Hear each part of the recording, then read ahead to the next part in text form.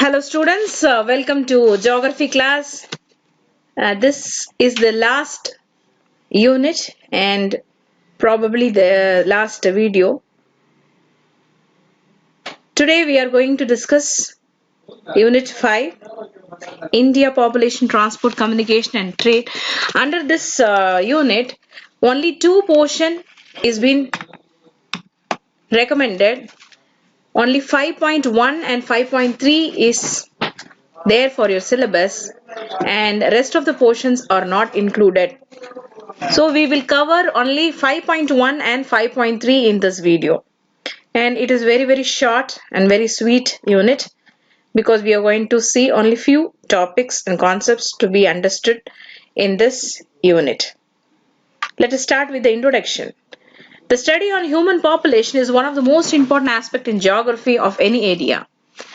But we know this subject is entire about earth and human, isn't it?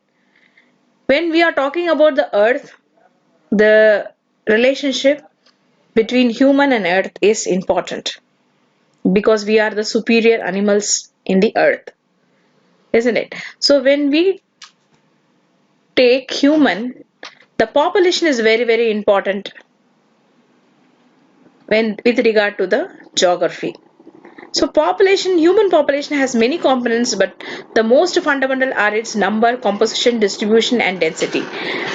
In this video, we are going to understand what is number, what is composition and what is distribution and density. Therefore, it is essential to study these components. The study on these aspects would also reveal the workforce of the country. When we are able to understand the population and its components, then we can able to understand how the country can be developed, in what ways the country can be developed, what are the aspects, how the country workforce is taking place. All these details will be clearly understood when we are able to clearly tell about the components of population. So population is a very important topic, and we are going to discuss what is population and some of the important components of human population we are going to discuss first. And finally, we will be completing our unit with a small and very important topic. 5.3 is urbanization. Urbanization you would have heard from your childhood, maybe in your 7th or 8th standard. We will be discussing some more important aspect of urbanization, and we will complete this unit. So let us start with population. You know what is population? The total number of people residing in a country at a specific period of time is called population of the country. India is the second most populous country in the world, next only to China. So you know that the world's leading position is taken by China, but we are very second, and within a few years I think we will come to the first place with regard to number of population in the country. And India covers only 2.4% of the land area of the world, but the home of the about 17.5% of the world's population. You can see ஒரு இந்தியான்றது world அளவுல எவ்வளவு area cover பண்ணுதுன்னா 2.4% தான் cover பண்ணுது. ஆனால் உலகத்துடைய 17.5% world population யாரு contribute பண்றா? நம்ம இந்தியா தான் கான்ட்ரிபியூட் பண்ணுது. It shows that the proportion of population of India is far higher than the proportion of its area. இதுலயே தெரியும் ஏரியா கம்மியா இருந்தா பாப்புலேஷன் ஜாஸ்தியா இருக்கு. Right. Thus a little more than one out of every 6% in the world is from India. இதுல இருந்து நம்ம என்ன சொல்லலாம் அப்படின்னா 6ல 1% இந்தியால இருந்து இருக்கிறாங்க அப்படின்னு நம்ம சொல்லலாம். Is it clear? Okay, now census. What is census? So சென்சஸ்னாலே உங்களுக்கு ஞாபகம் வரும், ஒரு இயர்லி எடுக்க மாட்டாங்க, 10 வருஷத்துக்கு ஒரு தடவை எடுப்பாங்க. அதாவது ஆக்சுவலா இந்த இயர்ல அவங்க என்ன பண்ணோம்னா 2021ல கணக்கு பிரகாரம் சென்சஸ் டிக்ளேர் பண்ணணும் இந்த 10 வருஷத்துல. ஆனா இந்த லாக்டவுன்னால இந்த விஷயங்கள்லாம் சென்சஸ் ஸ்டாட்டிஸ்டிக்கல்ஸ் கணக்கு எடுக்க முடியாததுனால இதை போஸ்ட்போன் பண்ணிருக்காங்க. So every 10 years only census is being taken and it will be published in the 11th year. அதாவது 10 years கணக்கை நம்ம அடுத்த இயர் பப்ளிஷ் பண்ணுவாங்க. அதுதான் census. Okay, so what is census? Already we have studied in 9th standard. Population census is the total process of collecting, compiling, analyzing or otherwise disseminating demographic economic and social data pertaining at a specific time of all persons in a country or a well-defined part of a country. So இந்த மாதிரியான அதாவது data collection எங்க இருக்காங்க, என்ன area, எத்தனை பேர் இருக்காங்க, எவ்வளோ பேர் இருக்காங்க, ஒருத்தரும் எவ்வளவு சம்பாதிக்கிறாங்க, எவ்வளவு படிச்சிருக்காங்க, எல்லா டீட்டெயில்ஸும் இன் பர்சனா ஒரு எல்லா என்டையர் கண்ட்ரியை கலெக்ட் பண்ணி கம்பைல் பண்றதுதான் வந்து population census. Okay, it happens intervals of 10 years. So 10 வருஷத்துக்கு ஒரு தடவை அதை செய்வாங்க. The data collected throughout the census are used for administration. So இந்த கலெக்ட் பண்ண விஷயத்தை எதுக்கு பயன்படுத்துறாங்க, கவர்மெண்ட் எதுக்கு பயன்படுத்துறாங்க, நிர்வாகம் செய்யறதுக்கு பயன்படுத்துறாங்க, பிளானிங். ஸோ கீழ்மட்ட பீப்புள் எவ்வளவு பேர் இருக்கிறாங்கன்னு அப்படின்னு நமக்கு கணக்கு தெரிஞ்சாதான் அவங்களுக்கு ஏற்ற பிளான், பாலிசிஸ் அண்ட் ப்ரோக்ராம்ஸை இம்ப்ளிமெண்ட் பண்ண முடியும். So planning, policy making as well as management, evaluation of various programs by the government. So மக்கள் என்னென்ன இருக்காங்க, எப்படி இருக்கிறாங்க தெரிஞ்சாதான் பல திட்டங்கள் நம்ம போட முடியும்னால சென்சஸ் வந்து ரொம்ப ரொம்ப இம்பார்ட்டன்ட் ஒரு ரோல். கவர்மெண்ட்டுக்கு வந்து சென்சஸோட கணக்கு ரொம்ப ரொம்ப இம்பார்ட்டன்டான ஒரு விஷயம். In India the first census was carried out in year 1872, but the first complete and synchronous census was conducted in 1881, and 2011 census represents the 50th census of India. So 2011ல சொல்லப்பட்ட பப்ளிஷ் பண்ண சென்சஸ் கணக்கு, அதாவது இந்தியாவோட 15வது census கணக்கு அப்படின்றாங்க. ஏன்னா எப்பத்துல start பண்ணிருக்காங்க, 1881ல இருந்து ஸ்டார்ட் பண்ணிருக்காங்க. ஸோ 10 வருஷமா அவங்க வந்து கால்குலேட் பண்ணி அந்த இயர்ல அவங்க சொல்லுவாங்க. அதாவது இப்போ 1881ல ஸ்டார்ட் பண்ணிருக்காங்கன்னா 1891ல 10 வருஷம் கழிச்சு இன்னொரு சென்சஸ் டேட்டாவை ரிலீஸ் பண்ணிருப்பாங்க. அது மாதிரி 2011 சென்சஸ் வந்து எத்தனாவதுன்னா 15வது சென்சஸ் ஆஃப் இந்தியா அப்படின்றாங்க. Right, this one will come under one more question. Now we will see what is distribution density of population. Distribution அப்படின்னா என்னது, எந்த இடத்துல எவ்வளவு பேர் இருக்காங்கன்னு அர்த்தம். டென்சிட்டி என்னது, ஒரு குறிப்பிட்ட ஏரியால எவ்வளவு பேர் இருக்காங்கன்னு அர்த்தம். இதுதான் வந்து ரெண்டு டேர்முக்கான difference. The term population distribution refers to the way the people are spaced over the earth's surface. எங்கெங்கெல்லாம் எத்தனை பேர் எங்கெங்கெல்லாம் இருக்காங்க அப்படின்ற ஒரு ஜெனரலா அவங்க சொல்றது distribution. Distribution of the population of India is quite uneven because of vast variation.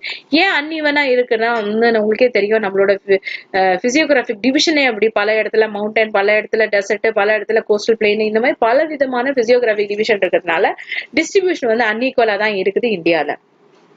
Population is mostly concentrated in the region of industrial centers and good agricultural land. எந்த இடத்துல அதிக இண்டஸ்ட்ரீஸ் இருக்கோ, எந்த இடத்துல அதிக விவசாயம் நிலம் இருக்கோ, அந்த இடத்துல தான் அதிக பாப்புலேஷன் இருக்காங்க. On the other hand, the areas such as high mountains and arid land, thick forested areas, some remote corners are very thinly populated. So இந்த மாதிரி ஏரியாலலாம் அதிகமா மக்கள் வாழ மாட்டாங்க, அதனால கம்மியான distribution. And some of the areas are even uninhabited. சில ஏரியால மக்கள் வாழவே முடியாத அளவுக்குலாம் சில இடங்கள்லாம் இருக்கு. Terrain, climate, soil, water bodies and marine resource industries, transport and urbanization are the major factors which affects the distribution of population in a country. So இந்த distribution அப்படின்றது எதனால தீர்மானிக்கப்படுது அப்படின்னா, terrain அப்படின்னா என்னது, நிலப்பரப்பு, climate, soil, water body, mineral resource, industries, transport, organisation, இது எல்லாமே ஒரு முக்கியமான ஃபேக்டர்ஸ். ஒரு இடத்துல வந்து அதிக மக்கள் தொகை இருக்கிறாங்கன்னா இதெல்லாம் காரணம். இதெல்லாம் கம்மியா இருக்கு, இதுல என்ன பற்றாக்குறைன்னா கண்டிப்பா அந்த இடத்துல மக்கள் அதிகமா வாழ மாட்டாங்க. Right. So as far as India is concerned, Uttar Pradesh is the most populous state in the country with a population of 199.5 million, followed by Maharashtra. So India நம்ம கணக்கு எடுத்துனா நமக்கு தெரியும் எத்தனை ஸ்டேட்ஸ் இருக்கு. அந்த ஸ்டேட் வைஸ்ல உத்தரப்பிரதேஷ் தான் லீடிங் ஸ்டேட் பாப்புலேஷன் வைஸ்ல. அதுல எத்தனை பேர் இருக்காங்கன்னா 199.5 million. அதுக்கு அடுத்த லெவல்ல யார் இருக்காங்கன்னா மகாராஷ்டிரா இருக்காங்க. ஸோ அதுக்கு அடுத்தது பீகார், அதுக்கு அடுத்தது west Bengal, and combine Andhra Pradesh and Telangana 84.6 million. So these 5 states accounts for about half of the country's population. So India எடுத்துட்டோம்னா இந்தியாவோட பாதி ஜனத்தொகை எங்க இருந்தா இந்த ஃபர்ஸ்ட் இந்த 5 ஸ்டேட் நம்ம பார்த்தோம் இல்லையா, 5 ஸ்டேட்டோட மக்கள் தொகை தான் பாதி வந்துடுது. Sikkim is least popular state. இது வந்து 1 மார்க்ல வரும். ஸோ ஞாபகம் வச்சுக்கோங்க, சிக்கிம்ன்றது ஒரு ஸ்டேட் தான். இதுலதான் கம்மியான பாப்புலேஷன் உள்ள மக்கள் இருக்கிறாங்க. Sikkim is least popular states of India and Delhi with 16.75 million population tops among the union territories. Union டெரிட்டரிஸ்ல 7 யூனியன் டெரிட்டரிஸ் இருக்குல்ல, அதுல அதிகமான பாப்புலேஷன் இருக்கிற யூனியன் டெரிட்டரி வந்து Delhi. The uneven distribution of population in the is the result of several factors such as physical, socio-economic factors such as historical ones. Physical factors, ஏன் இந்த மாதிரி பல இடத்துல நிறைய பேர் இருக்காங்க, சில இடத்துல கம்மியா இருக்கிறாங்க அப்படின்னா physical factors, relief, height, climate, water, natural vegetation, mineral, energy resource, அதெல்லாம் ரொம்ப important. சோஷியோ எக்கனாமிக் ஃபேக்டரும் ரொம்ப இம்பார்ட்டன்ட். சில இடத்துல religion, culture, political issues, economy, human settlement, transport, இது மாதிரி பேஸ் பண்ணியும் மக்கள் தொகை இருப்பாங்க. You can see the following table shows the decadal growth rate of population from 1901 to 2011. Okay, you can able to see this one. ஒரு 10 வருஷமா வந்து அவங்க கணக்கு போட்டு பார்த்து கிராஃப் போட்டு காமிச்சிருக்காங்க. ஸோ பாப்புலேஷன் வந்து எப்படி இருக்கு, 1901ல எப்படி இருந்தது, எவ்வளோ இருந்தது, அது எவ்வளோ இன்க்ரீஸ் ஆயிருக்கு, growth rate ஆஃப் பாப்புலேஷன் எவ்வளோ இன்க்ரீஸ் ஆயிருக்கு, இப்போ எப்படி இருக்கு, 2011ல என்ன கண்டிஷன்ல இருக்கு, you can able to see that percentage of population, and these are the census based on every 10 years. So you can able to see by the graph itself, you can able to see what is the growth of the population. And network and industrialization, urbanization, employment opportunity, these are the other socio-economic factor which influence the distribution of population. And now we are going to see the density of population. Density அப்படின்னா ஒரு particular ஏரியால எத்தனை பேர் இருக்காங்க, அதுதான் வந்து density of population. அந்த particular area நம்ம எப்படி ரெஃபர் பண்றோம்னா, ஒரு ஸ்கொயர் கிலோமீட்டரை வச்சு நம்ம ரெஃபர் பண்ணும்போது we can able to get the formula of density of population is equal to number of person per square kilometer. According to 2011, the average density of population of India is 382% per square kilometer. India is one of the most thickly populated 10 countries of the world. So அடர்த்தி ஜாஸ்தி, அதாவது density அப்படின்னா அடர்த்தி, அதாவது சின்ன ஏரியால எத்தனை பேர் இருக்காங்க, ஒரு ஏரியால ஒரு பர்டிகுலர் ஏரியால எத்தனை பேர் இருக்காங்க, அதை தான் நம்ம எப்படி சொல்றோம்னா அடர்த்தின்னு சொல்றோம், டென்சிட்டி சொல்றோம். The most densely populated state of India is, density வேற, நம்பர் ஆஃப் பாப்புலேஷன் வேற. ஸோ டென்சிட்டினா ஒரு குறிப்பிட்ட ஏரியால எத்தனை பேர் இருக்காங்கன்னு சொல்லி சொல்றதுதான் வந்து டென்சிட்டி. பாப்புலேஷன் அப்படின்னா ஒரு என்டையர் ஸ்டேட்ல எவ்வளவு பேர் இருக்காங்க, ஒரு என்டையர் கண்ட்ரில எவ்வளவு பேர் இருக்காங்கன்னு சொல்றது பாப்புலேஷன். இது டென்சிட்டி ஆஃப் பாப்புலேஷன் வேற. ஸோ டென்சிட்டி பிரகாரம் எந்த ஸ்டேட் நம்பர் 1ல இருக்கு அப்படின்னா, you can see the most densely populated state of India is Bihar, and the state with the least population density is Arunachal Pradesh. So area wise சின்னதா இருந்தாலும் அதிக அளவுல மக்கள் தொகை இருக்கிறதா வந்து அதிக டென்சிட்டி சொல்லுவோம். அதே மாதிரி least density population வந்து எந்த ஸ்டேட்ல ரெக்கார்ட் ஆயிருக்குன்னா Arunachal Pradesh. among the union territories, Delhi is a densely populated one, and with ஒரு ஸ்கொயர் கிலோமீட்டர்ல எத்தனை பேர் வாழ்றாங்க நீங்க பார்க்கலாம், 11,297 per square kilometer, while Andaman Nicobar Island have the lowest density of population. And finally, now we have one more important aspect of population is population growth and change. Population change அப்படின்னா என்னது? It refers to an increase or decrease of population of an area from one period or to another period. Population growth is influenced by the birth rate, death rate and migration. இதுக்கு எல்லாத்துக்கும் ஒரு meaning உங்களுக்கு தெரியும்னு நினைக்கிறேன். Birth rateனா என்னது? Number of birth per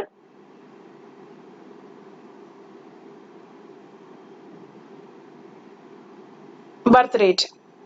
so ஒரு இயர்ல எத்தனை பேர் பிறக்கிறாங்க, ஒரு இயர்ல எத்தனை பேர் இறக்குறாங்க. மைக்ரேஷன் அப்படின்னா ஒரு கண்ட்ரில இருந்து இன்னொரு கண்ட்ரிக்கு எத்தனை பேர் போறாங்க, அந்த கண்ட்ரில இருந்து இந்த கண்ட்ரிக்கு எத்தனை பேர் வராங்க, இதுதான் நம்ம என்ன சொல்றோம்னா மைக்ரேஷன். So it varies. இந்த மாதிரி பல விஷயங்கள் இருக்கிறதுனாலதான் நமக்கு பாப்புலேஷன்ல சேஞ்சஸ் வருது.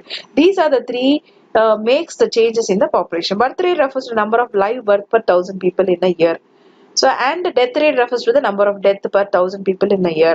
இதெல்லாம் நீங்க படிச்சு வச்சிருக்கீங்க, ஏற்கனவே தெரியும், நம்ம 9th standardல படிச்சாச்சு. The rapid decline in the death rate is the major cause of the rapid growth of population in India. So அதிகமா death rate இருந்தா கண்டிப்பா என்ன ஆகும்னா பாப்புலேஷனோட நம்பரும் என்ன ஆகும், கம்மியாகும்.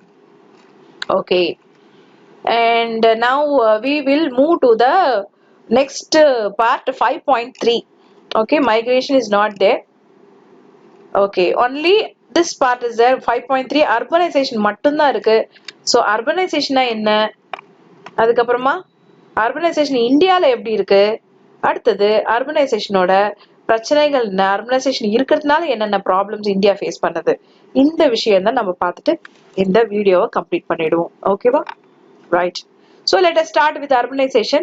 The process of society's transformation from rural to urban is known as urbanization. ஒரு ரூரல்ல இருந்து ஒரு வில்லேஜ்ல இருந்து சிட்டியா மாறக்கூடிய ஒரு தன்மையை தான், அந்த டிரான்ஸ்ஃபர்மேஷன், அந்த ப்ராசஸ் தான் நம்ம என்ன சொல்றோம்னா அந்த அர்பனைசேஷன் அப்படின்ற definition. So this is very easy. You might have studied in your lower classes also. Urbanization in India, how it is? The level of urbanization is measured in terms of percentage of urban population. Goa is the most urbanized state. So பக்காவா ஃபுல்லாவே எல்லா ஸ்டேட்ல ஃபுல்லாவே entire ஸ்டேட்டே urbanised ஆயிருக்குன்னா அது என்ன ஸ்டேட்னா அது கோவா. அது சின்ன ஸ்டேட் தான், ஆனா நம்ம வந்து சொல்லும் போது ஃபுல் ஸ்டேட்டும் வந்து ஃபுல்லாவே அர்பனைஸ்ட் ஆயிருக்குன்னா அது Goa. Himachal Pradesh least urbanised state. So ஃபுல்லாவே அங்க ரூரல் ஏரியா தான் அதிகம் இருக்கு. அங்க அர்பனைஸ்டு ஆகுறது ரொம்ப ரொம்ப கம்மியான இடங்கள் தான்.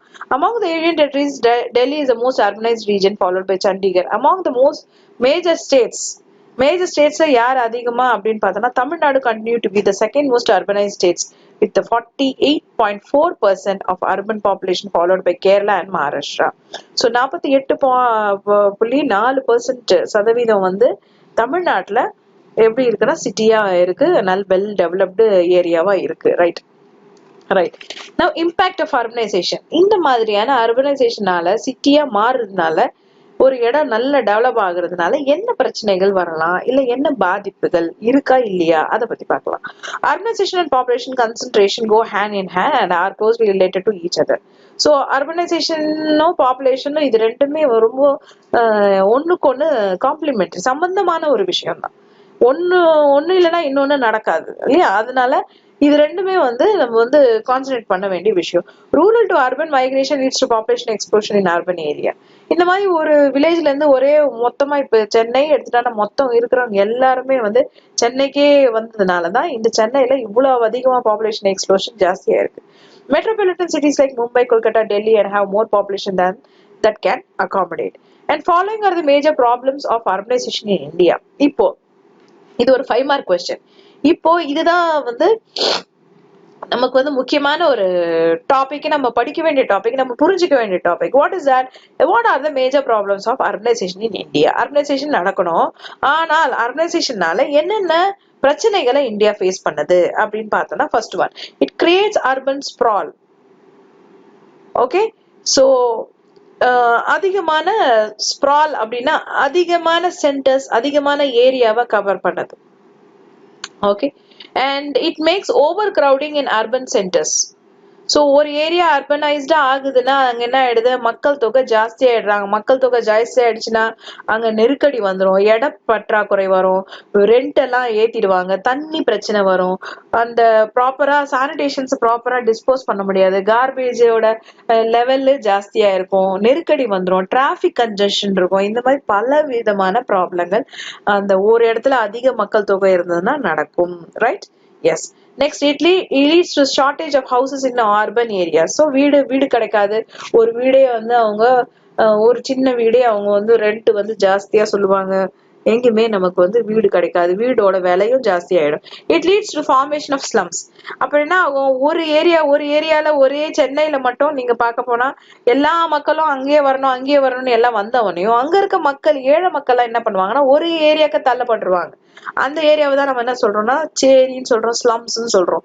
ஸோ இந்த மாதிரி அர்பனைசேஷன் ஆகுறதுனாலதான் இந்த ஸ்லம்மும் வந்து ஒரு இடத்துல உருவாகுதுன்றது ஒரு பாதிப்பான ஒரு விஷயம்.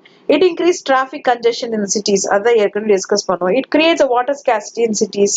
It creates drainage problem. இதெல்லாம் வந்து கண்டிப்பா வரும். மக்கள் தொகை ஜாஸ்தி ஆச்சுன்னா கண்டிப்பா இந்த பிரச்சனையும் கூட சேர்ந்து வந்துடும். It poses the problem of solid waste management. So solid waste management எல்லாம் அவ்வளோ மக்கள் இருந்ததுன்னா அதோட குப்பைகள்லாம் எங்க மேனேஜ் பண்ணணும், எப்படி வேஸ்ட் பண்ணணும், எப்படி டிஸ்போஸ் பண்ணணும் அப்படின்ற ஒரு பிரச்சனையும் வந்துடும். And it also increase the rate of crime. So மக்கள் தொகை அதிகமா இருக்க வேலை வாய்ப்புகளும் ரொம்ப கொஞ்சம் கம்மியாகும் போது என்ன ஆயிடும், மக்கள் வந்து வேற மாதிரி தப்பு செய்யற வழிக்கும் போறதுக்கு சான்சஸ் இருக்கு. So it also increase the rate of crime.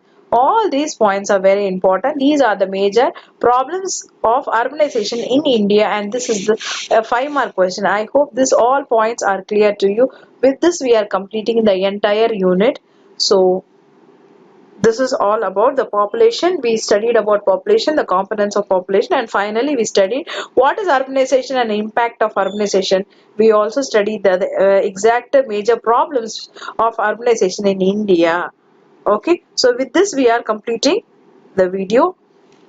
I hope the concept what we have discussed is clear to you. Thank you and have a nice day. Bye bye.